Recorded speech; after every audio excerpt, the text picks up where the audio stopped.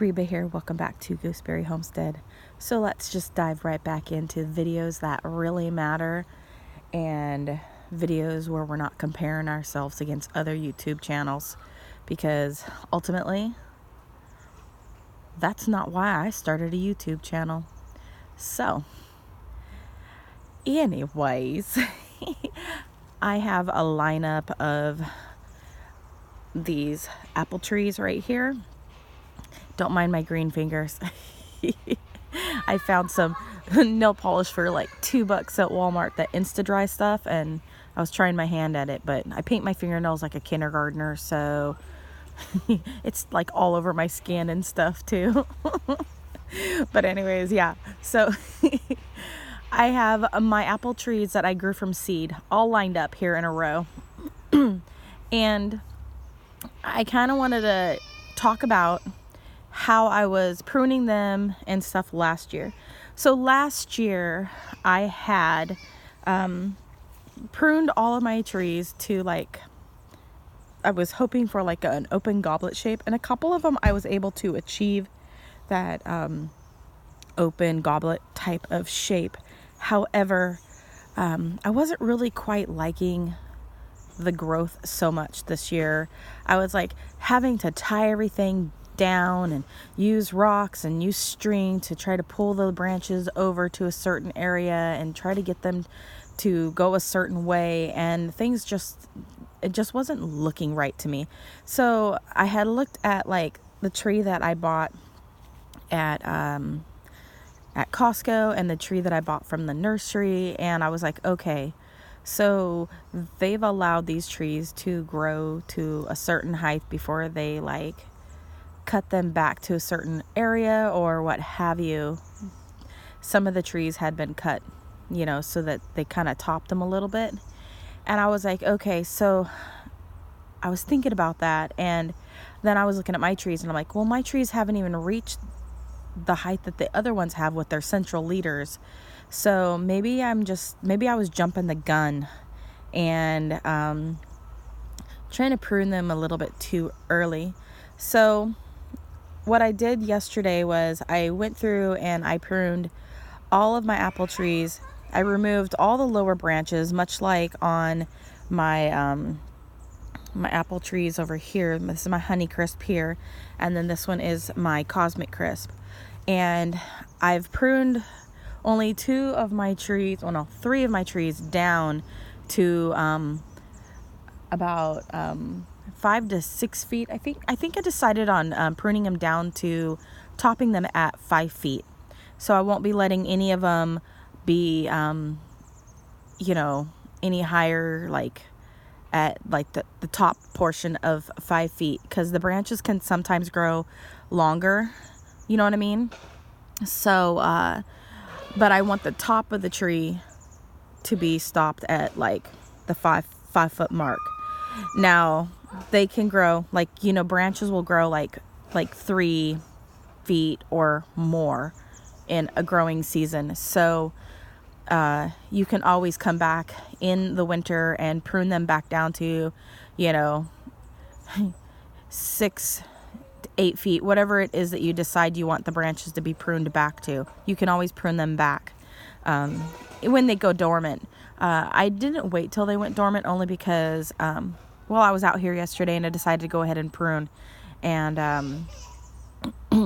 that way maybe I can get some other growth on them possibly.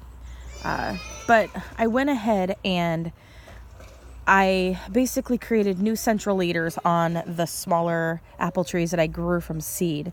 Now, these aren't going to be true to seed, and I know that. That's why I have bought varieties that I really want, the Honeycrisp and the Cosmic Crisp.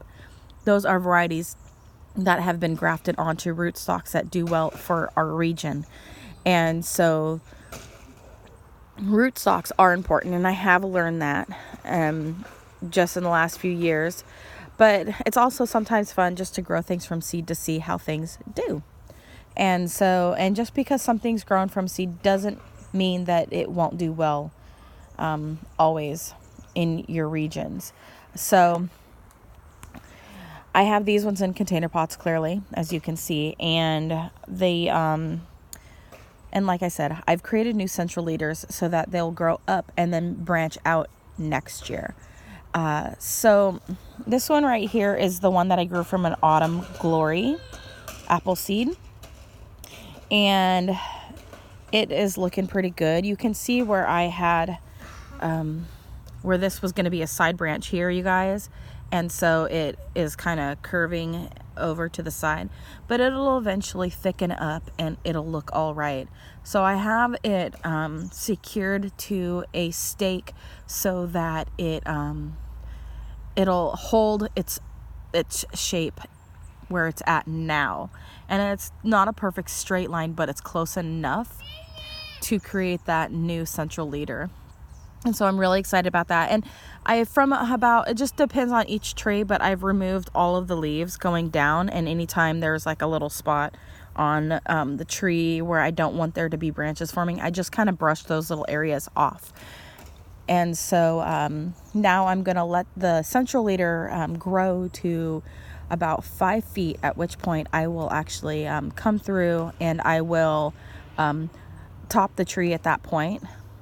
And so that is the plan, and not before that, because one thing I noticed last year and this year with growth is that when I came through last fall and I topped them really, really low, the next branch tried to become the new leader, and because the tree just wants to grow taller. And I didn't have a whole lot of side branching, but I went ahead and I cut off all the side branches because they were really low. And I want my side branches to be higher on the tree. So more like a 3 feet to 4 foot area is where I want the side branches to be. So I went through and I just took the measures I wanted to have the outcome in the long run. So as you can tell, they're all different heights, because some of them are younger, some of them are newer. So this one right here from seed is the one that I grew from an Autumn Glory seed. That's not an Autumn Glory tree because it's its own tree. And this one here was from a Koru apple seedling. This one here, I'm looking to see where the little label is. This one is broken off, so I know that this one is one of the opal apple seedlings, and the one next to it is also an opal apple seedling. Now this year I'm noticing that a lot of the leaves have turned green on this one, but this one actually will have really pretty like red colored leaves when it first starts growing. So that's how it's looking. And some of them, like, it has like where I had trimmed it and stuff. So new central leader. I mean, it's not perfect, but it's good enough. And so, I mean, I'm just living and learning. This is, sometimes how it has to go, you guys. You gotta, sometimes make mistakes. Some of us learn by making mistakes. This one isn't looking like it's sitting up quite straight enough. I might need to just reposition it on the grass. Okay, that's way better. It was on like a little angle, so it was looking like the tree was like I was gonna need to reposition the stake, but no, it's fine. All right, and then let's see. This one here is from an Ambrosia apple seed, and this one right here is from Nikita apple seedling. Still haven't seen the Nikita apples being sold in stores. I bought the Nikita apples at a cash and carry out here in the Pacific Northwest, and the apples are really good. And so I have high hopes for the apples that are going to develop on this tree one day. And then right here is an apple seedling. My son wanted to grow an apple tree from a seed, so I said poke it in the ground and we'll see what grows. So he had eaten a jazz apple, so he planted the jazz seed in the ground, and the only reason why I'm keeping the names on the stakes, because they're not actually these varieties of apples now, but the reason why I'm keeping the labels of what apple they came from is just for record of knowing which apple variety came from, or which apple tree came from which variety of apple that I had eaten or that my son had eaten. And so we kind of have an idea, because you're not going to really know what the parentage of that apple is, because the apple orchards are full of all kinds of different apple varieties. So it might be crossed with something else, and that we may never know. I'm not sure if the genetic testings can actually like pinpoint the other parentage if you get something that tastes completely different. But we're just growing for the fun of growing and to be able to grow. So this one is from a jazz apple, and so I'm calling it Kai's Jazz Apple after my son who planted it. And then these two right here are from a Honeycrisp apple, and then the ones down on the end are from those dragon apple seedlings. So I finally remembered what they were, and some of the seedlings are looking really good, some of them aren't. They kind of are all growing kind of all like weird, they kind of remind me of the dragon, like the Chinese calendar where they have like the year of the dragon, and you see the dragons like going down the the street or what have you guys, because they're all growing like all like crooked and stuff. So that's kind of fun. And then I grabbed this dirt from the yard because I ran out of dirt, and it is so heavy. This dirt is so heavy. It's more heavy than all of my other container pots, and it takes a while for it to drain. So these aren't going to stay in this soil. I really need to put them into their own pots, but for now they're in this pot. And so this is how they're all looking. They're all looking really, really well. They will be in these container pots, these size of container pots, for another probably year or two. And I'll also be moving the ones that are down on the very end. All of those will be going into their own size. Now, one of the things that I've noticed is when you're growing from seed, every single tree that you grow from seed is going to have a different genetic makeup, even with the seeds that are in the same apple. So I've decided to go ahead and keep all the dragon apples just to see how they turn out. And they will be in pots like this for about a few years. These like little 1 gallon size pots. They'll be in those for about 1 year. I think they're 1 gallon or one. I'm not exactly sure. But they'll be in these smaller pots for about at least 3 years. And so, and if I can keep them in there a little bit longer, I will. But I always check the root systems every couple of years just to make sure they're not getting too root bound. And at which point I can just kind of like, fluff out the roots and that sort of thing, and just make sure they're having enough room. So, yeah, so that's how all of these are looking. I wanted to share these with you guys today. This is what I worked on yesterday by staking them up for the most part. The only ones I haven't staked up are the dragon apples down on the end, and I will be doing those here in the future very soon. I will be getting all of the apples into their own container pots. So these ones on the end will all be in containers like these in the near future. At which point I need to get those ones staked up. Even if I wait until closer to fall.